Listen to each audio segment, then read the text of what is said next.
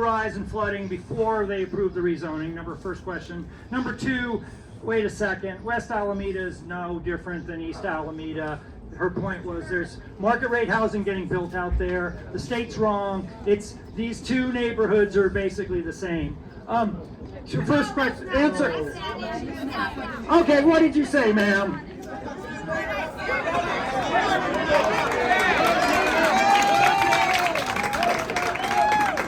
What I said was the fair housing laws, which we all agree with, they've been so discriminatory in the past, does not allow you to have high density, low income in certain areas that are low opportunity zones. That's not what we're talking about. Alameda is a very small island. We all live very close to each other. Once the base, which has all of this incredible land, derelict buildings, which desperately needs redevelopment, which could easily meet the state numbers for all the housing we need, once it's developed out with an excellent development, it will no longer be a low opportunity zone. I think Andrew absolutely understood what I said. He mischaracterized it. Currently now it is because it's filled with boarded up buildings. If the market rate development that we're talking about is developed out there, it is no longer going to be a low opportunity zone. It's going to be a fabulous opportunity zone. And the other thing I said was the city, he has admitted that we have. Walk away. He has admitted that we have an incredible global warming sea level rise that nobody has addressed. And that we're going to wait for the state to come put the infrastructure to protect all of our development. We're going to go to them, we're going to ask for it. We've seen how the United States has done with infrastructure in terms of our catastrophic wildfires, tornadoes. We let them happen, the floods in New Orleans, and then you deal with it. So I personally hold no hope that the state is going to come along with some fabulous infrastructure to protect Alameda from sea level rise if we do high density residential right along that shore, which is eroding, and then they put little orange nets up as it's eroding. They've been there for years. The back street behind the club flooded out half the street in the rains last year. The city throws up their hands. We have huge issues along that shoreline. For so many reasons, that's an incredibly wrong place to put high density residential. And we all live in a PUD. The club was part of a PUD, so I couldn't say, let my house go into disrepair and borrow against it to fund other projects, which the developer of the Harbor Bay Club did. As the developer, he took money out, didn't reinvest in the club, and now there's a big loan on the club. So he wants a bailout from the city to rezone for high density residential, make a bunch of money. I couldn't do that if I allowed my house to get into disrepair and ran up my bills because I'm part of a PUD, so the zoning is set. The zoning was set on that club by the original attorneys in the original agreement with the city. An attempt now to redo that and get rid of that zoning, and we've lost the paperwork, is just kowtowing to a developer.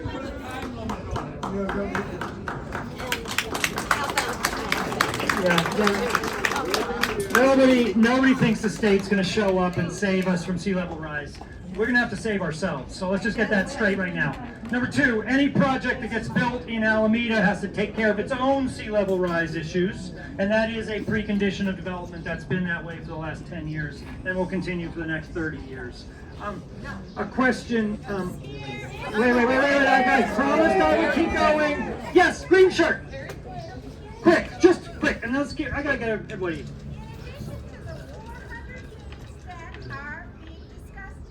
At heart. Right. What other unit count is being considered for Bay Farm Island? What other contributions? The only thing that's in this plan right now is the 300 at the shopping center. And I get it, you don't like it. Where? But isn't that what about along the and the embarcadero? Whoa. Okay, are you finished with your question? We're talking about a much bigger picture than just 400 units. Am I right? You mean for the city of for the city? I said Bay Farm Island. Yeah, basically what we're trying, we're hoping that some of you add second units and things in your homes. That's really totally. Well, wait are you saying? So what are you saying? Nobody?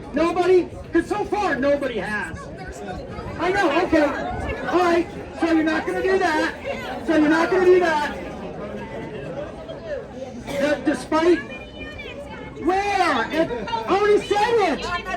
300 on the shopping center. Oh no, I'm not God. Can we just get this one thing straight here? Okay, good. Whew. My God, we're going backwards. Oh, let's no, I'm sorry. We're going right over here to this table, right here.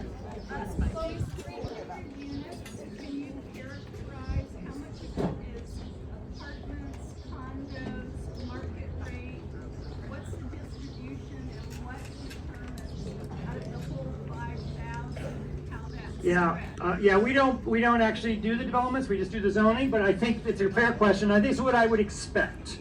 In Alameda, all housing has to have 15% affordable. So I think it's a pretty good guess that the project will be 85% market rate and 15% deed restricted affordable. I think it's also a very good guess that it's going to be multifamily, not single family homes and townhomes. It's going to be basically what you see at Alameda Point is kind of what the development community is doing these days. 4 to 5 stories, parking garage in the middle, wrapping it with residential. Yes, gentleman right next to you. Yeah. Where are these 300 units going to go? I mean, are we losing the Safeway? Are we losing everything? No, the zoning, the way that we're approaching the zoning, and this is in draft form, the planning board's been holding public workshops on this, and we'll have many more over the next 6 months. But basically the idea of the zoning is we want housing on the shopping center sites, but we want the shopping centers to stay. Like the whole idea is putting housing next to shopping, mixed use. People can walk to get their groceries, don't have to drive to get their groceries. That's the whole planning concept for those of you who follow planning. So, does it do us any good to have all the shopping go away? No. In the restaurants? So the idea of the zoning is, yes, you can build housing in these shopping center areas, but there's a precondition. There needs to be a grocery store. There needs to be 100,000 square feet of retail. If for some reason the property now all of a sudden doesn't have a shopping center, well then it's not a shopping center anymore and this zoning doesn't apply anymore. So because it's a legitimate fear, it's not going to do the city of Alameda any good if a developer comes in and tears down the shopping center and just builds it with housing. That's not shopping center mixed use, which is the goal and the sort of the land use transportation sort of objective. Whew, No, I'm good. If I fall down, then Two questions. What? Are there any plans to expand school enrollment? And second question, No, I how don't. do we provide input into the plan? Okay, first question, plans to school enrollment, that's a school district question, I can't answer it, the school district does its own plans, they don't really check in with me about their plans. Second question, what is it again, real quick? How do we provide Yeah. 2 ways. One, you can go to the website, Alameda 2040, you can look at the housing element, you can read it, there's a place you can click and just send comments right from there. My name is Andrew Thomas, my email is athomas@alamedaca.gov. Most people just send me those emails. Every email I get on the housing element, I read, they get consolidated with all the other comments. They are made available to the Planning Commission and the City Council when they have their regular meetings, so they will hear. So if you send it to me or to the website, it will be part of the package. Okay, real quick. Since the state of California is in a serious drought, Yes. I have a difficulty understanding why we want to continue to build when we don't have enough water for what we have. That's number one. And my second question is, if we get stuck with these developments, why don't we have the developers build desalinization plants at their expense, not ours, to take care of it? Question. The question was, the first one again was about this. Oh, the water.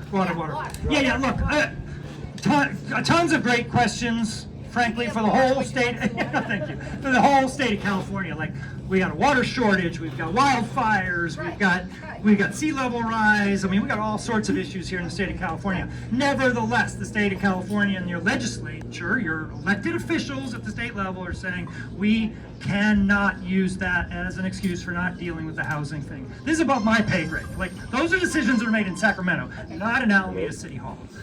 You had a second question. The desalination. Oh, plant. why don't we make developers pay for desalination plants here in Alameda and make sure that you all don't pay for it? Well, if it's gonna drown us, we might as well drink it. Yeah, you might as well. Just simple principle. Let's make the developers pay for it. Just basic concept in state housing law. We can do those kinds of things, but it has to be done on a fair share basis. So if real quick, if your thing costs $100 million and you've got 100 million or 100,000 people in your city, or 80,000, and you're going to add 20,000 with new development. Okay, so the new development's going to be 20% of the total population. You can bill the developers 20% of the cost of that new public facility. If in fact the public facility is going to be all of you. That's so. The idea that we can just get developers to basically build us everything for our own needs, it just doesn't work that way under state law. Okay. Wait. You've had a chance already, right? Let me just make sure. I see. All right. Left side. Where are you gonna park all the cars? Yeah. And hopefully in your garage. Hopefully in your garage. Yeah. Look. How many spaces per unit? And are you restricting? Maximum 1.5. How many? What Too hot. What would be the added car trips per day with these two developments? The ones Look, you say we're not going to get. I know this is making you crazy. You're like, Jesus Christ, how are we going to build all these housing units? And what about the traffic? The traffic. That is your question. That is your question. And in San Francisco, they restrict the number of parking spaces for the new building. yes, so do we. 1.5 spaces They per do unit. less than that, so I was just curious. Yeah, we're at 1.5 here in Alameda, no more than that.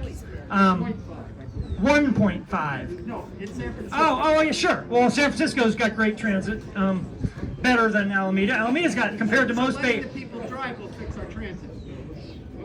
No, I hear you. I mean, I think actually philosophically we're on the same page. Yeah. Right. I mean, it's preposterous to think that this isn't going to make everything. More congested. Look, the Bay Area, let's talk about congestion for a minute. I mean, just reality check, people. The Bay Area is growing, and it's growing super fast. We're not building new roads in the Bay Area. We built a brand new Bay Bridge. We didn't add a single lane to it. Like, the Bay Area in California, we are not building new roads and bridges so that more people can drive their car conveniently. That is not what is happening in California. It's definitely not happening in the Bay Area. All the state and federal funding are going to trying to create other options for you to get around. Better ferries, better transit, bicycle, walking, all of it. And I know you all drive. I drive too. But that is not, if the like, hey, we need another bridge before we can build housing, or we need to be able to drive conveniently in our own automobiles whenever we want without any traffic. Those days are over. We're not talking about driving conveniently. Okay. We're talking about homeowner and occupant safety on this island. That's right. With added 600 more car trips times 2 or 4, whatever the calculation is with the new units, it is going to be a cluster. Yes. It's already terrible. Yes, it is. Just trying to get onto Island Drive with all the new school students in there. Look, I mean, Do you it's... not consider that? Of course we consider it. What do you think? We do down at City Hall. Not think about these things? But here's my thing, sir. You are saying go to the state and fight them. That's what you're saying. Don't do it because of the traffic. And what I'm telling you at the beginning, I you're the understand that. consequences of that. I've been through this war before in another city. Be careful what you ask for, because the consequences of your strategy of this is nuts, we can't do this, just tell the state no, this is nuts because of the traffic. The consequences to you and your fellow taxpayers will be immediate. Immediate. So just So in other be careful. I'm not trying to convince you. I just want you guys to know. Like, it's easy to say this is crazy. Tell the state to go pound sand.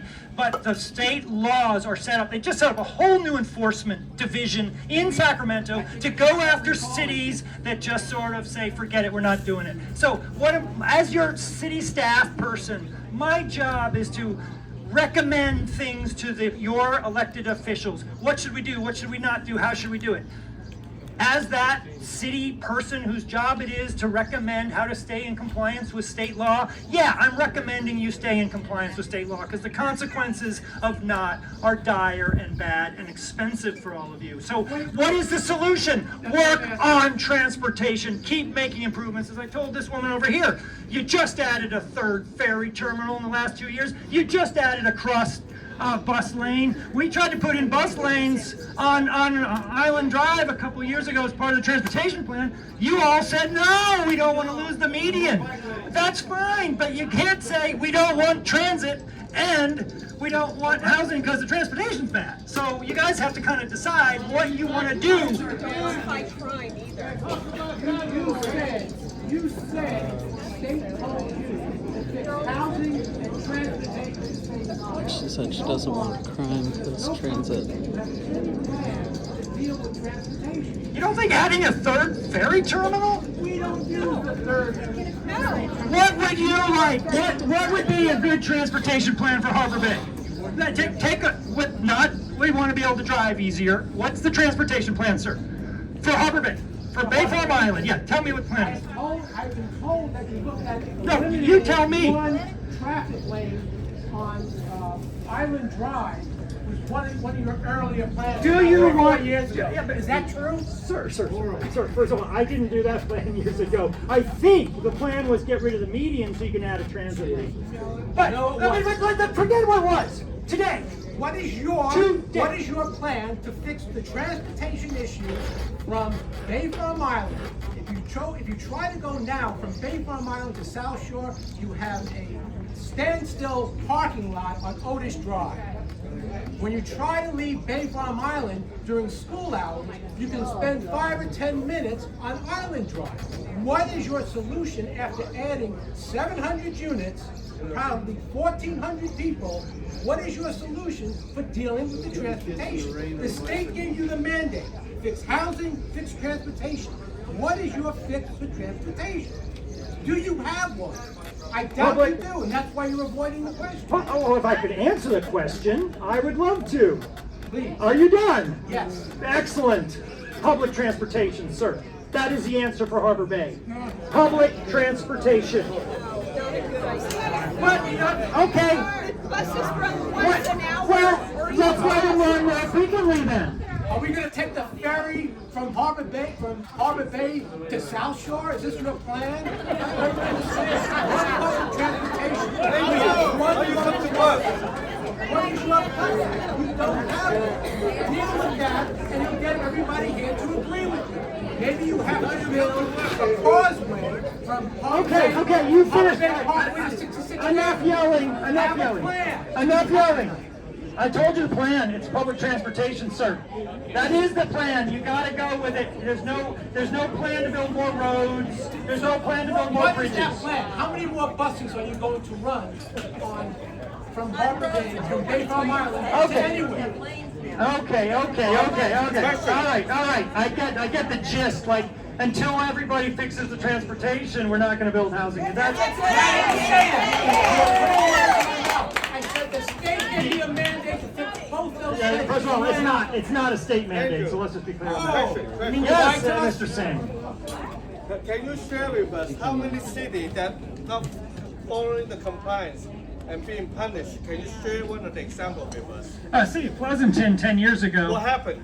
over $2 million in legal fees, and then they had to adopt a plan. They refused to adopt the So first $2 one. million is nothing. The city of Alameda is going to pay $2 million in a lawsuit. That's nothing. Someone All right, not all being right. able to get to the Hey, hospital in look. time because of something medical going on because there's too much freaking traffic. I mean, we have to look at Pay more than the Yeah. Look, I'm not here to kind of convince you one way or the other. I'm just giving you the information. Look into it carefully before you start taking on a fight with the state of California. You're not going to win. You're not going to win. And after you pay the money, you know what's going to happen? You're going to have to adopt a plan. So you're just going to spend a bunch of money, and at the end of the day, look, it's one of those things. The House always wins. Like, they control everything. You can say we don't want to do your housing plan, state. Go ahead, try it. It's going to be expensive, and at the end of the day, you're going to end up adopting a plan. That's my recommendation. Well, you can, if you want to fight, do. But if you want to fight, fight. I'm just telling you, it's going to be expensive, and you're going to lose. That's all. Okay, are you going to yell at me now? Excellent. Do it. Rezoning. Yes. Rezoning.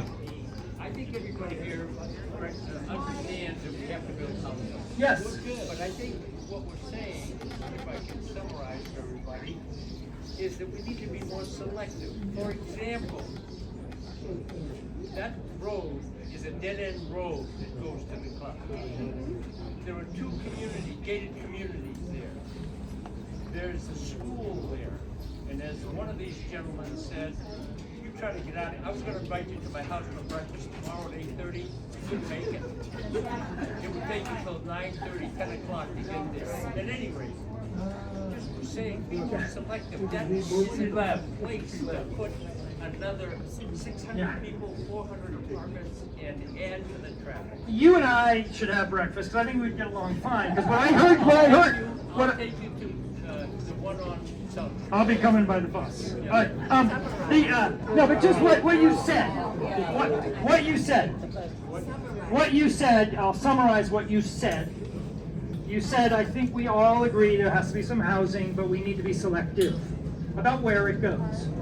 As a planner, like, you're talking my language. Like, yeah, exactly. My attitude is, yeah, change is happening. It's happening worldwide. It's happening statewide. It's happening regionally. It's happening here in Alameda. And frankly, I'd like it to slow down too. But you know what? We can't. It's about managing it. It's about being selective, about being smart, about where do you put the housing, where are you not putting it. Harbor Bay turned out to be a pretty simple exercise in this document.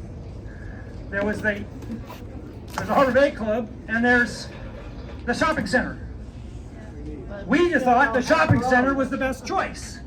We did not select the club. Now I'm sure a lot of people here feel like, well, you shouldn't have selected the shopping center either. And here's the problem with that. Then you're basically saying we don't want any housing at Bay Farm Island at all. And that's right, that's what you're saying. And that ain't going to pass muster with the state of California. No affordable housing has gotten built on Bay Farm Island in the last 20 years.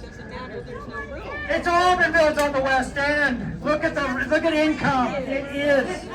Huh? Land is there. I agree. And my job would be so much easier if I could just put it all there. But I can't under state law.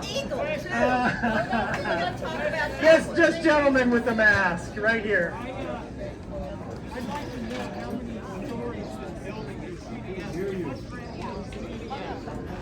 Does that include the parking lot adjacent to the restaurants? What is the plan? Tell me the There is no plan. There is no plan. So What you're we're adding something to the state plan? We are telling the state of California, we believe we can get housing built the next 8 years at the South Shore Shopping Center, at the Harbor Bay Shopping Center, and at the Alameda Landing Shopping Center. We think it's about 300 units. Okay, 300 units. Here. You've got to go up. Yeah. As I said to the last Come on, you do this for a living. Yeah, and I told the last I speaker. worked for a developer. I saw what happened to retail spaces when they built up and put retail below, and what it did to the community and what it did to the neighborhood. I saw San Francisco developed by the company I worked for 4 different times. Changed the whole neighborhood structure. So where does Alameda come in and say, wait a minute, let's look. Everybody here is saying, please, let's discuss this. Your approach is, no, this is what the city is saying, we're going to go to the state with it. But what I don't understand is, what do we have to do? We have to buy the city council to get this done? No, I mean, I guess here's the question. I don't understand We're sitting there What? and saying, oh, we don't know, but we're just gonna get to the state. We have to put together a plan. It's a plan. That's what we're doing. Well, I wanna know what is the plan? Ron Cowan's company has so many other companies that are in default right now.